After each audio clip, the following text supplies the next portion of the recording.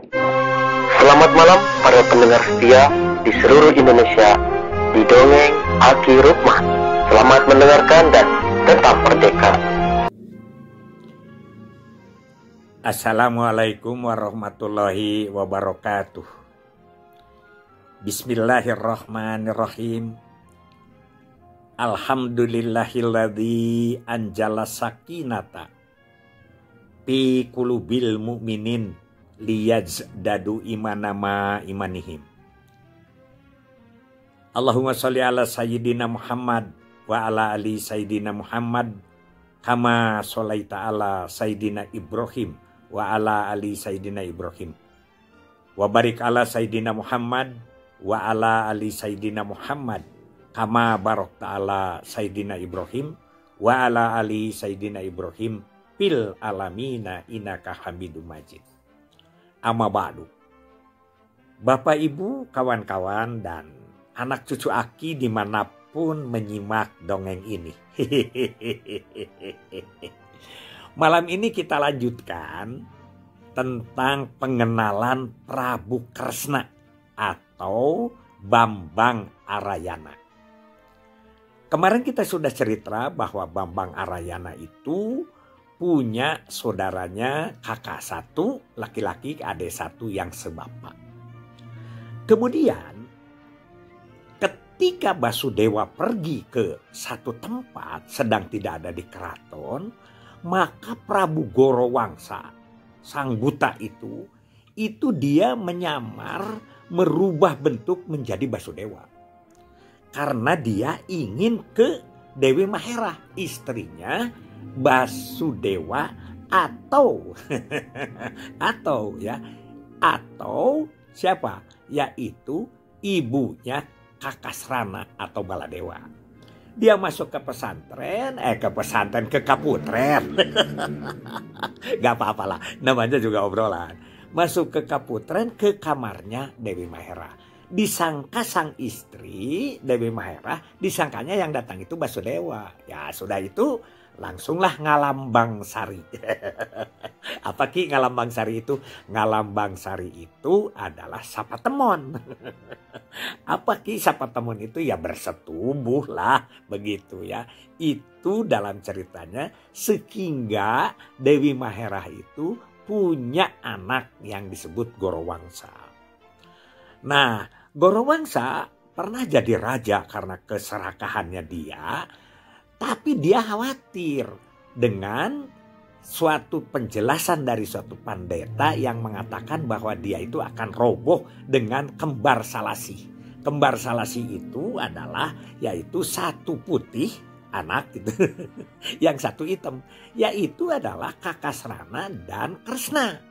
Kakasrana dan Narayana. Karena Kakasrana putih dan Narayana itu adalah hitam. Oleh karena itu, padahal sebetulnya kan yang disebut Kakasrana itu adanya Gorowangsa, seibu tapi tidak sebapak begitu. Ini cerita wayang ya. Akhirnya dia perang dan pada saat itu Gorowangsa dikalahkan oleh dua anak ini sehingga katanya pegatlah badannya juga menjadi tercabik-cabik begitu ya. Itu tentang Kakasrana. Kakasrana dan Narayana.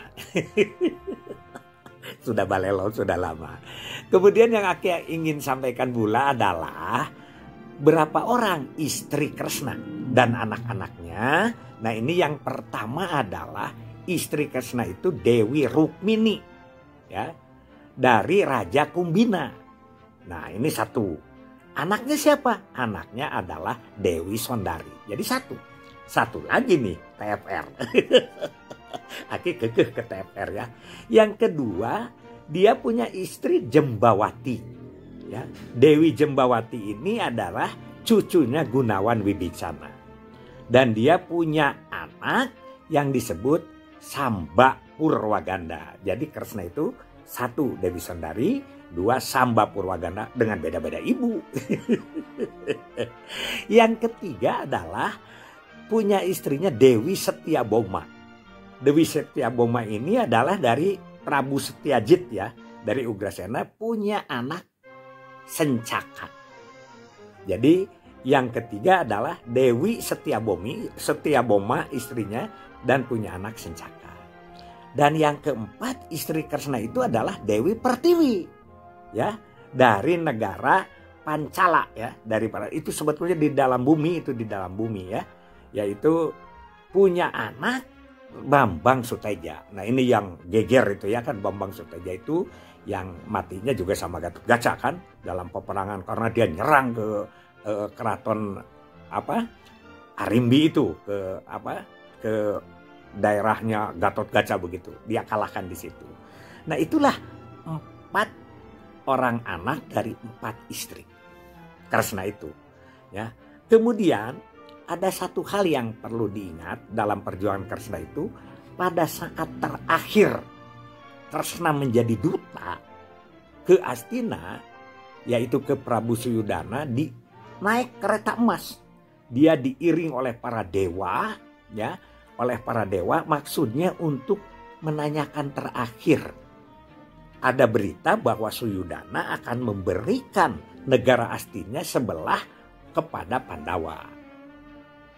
Datang ke sana dipengaruhi lagi oleh si Sang Kuning itu. Jadi akhirnya tidak jadi dan menyatakan ingin perang.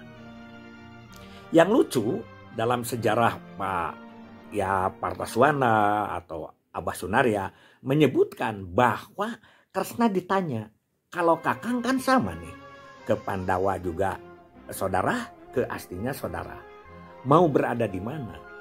Dibalik sama Kresna itu, maunya apa? Apakah mau saya sendiri atau mau pasukan saya 100.000 apa 1 juta waktu itu?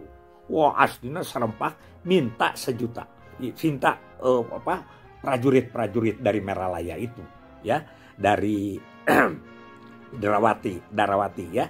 Di situ makanya akhirnya Kresna dengan bebas dia menjadi juru taktik perang di Amarta.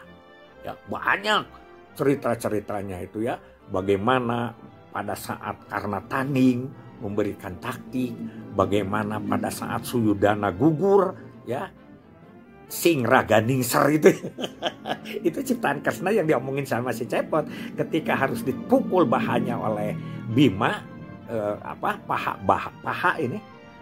kaki pahanya itu oleh Bima, dan pakai agak nyingker sedikit supaya kena kepada Mamarsu dan lain sebagainya lah. Kresna banyak ceritanya. Nah itulah Kresna.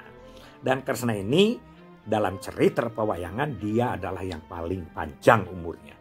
Setelah Pandawa meninggal, dia masih hidup dan katanya merasa bosan hidup itu. Minta kepada dewa bahwa dia ingin segera mati, begitulah. Akhirnya dia sedang mandi di sungai, keceprakan gitu, terdengar air kecaprak itu, ada paninggaran. Ya, tukang moro begitu, tukang moro ya. Jadi tukang berburu dipanah, disangkanya kijang, dan akhirnya dia mati dengan panahnya itu. Itulah Batara Kresna.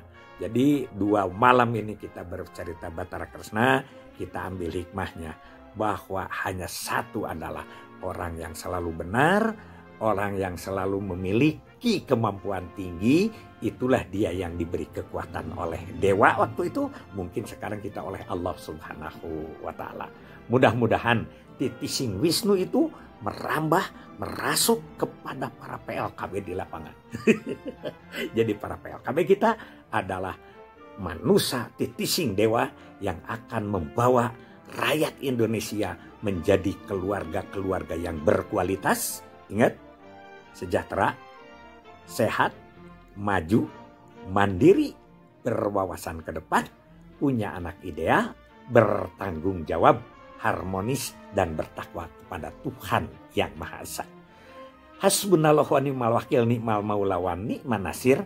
Wassalamualaikum warahmatullahi wabarakatuh.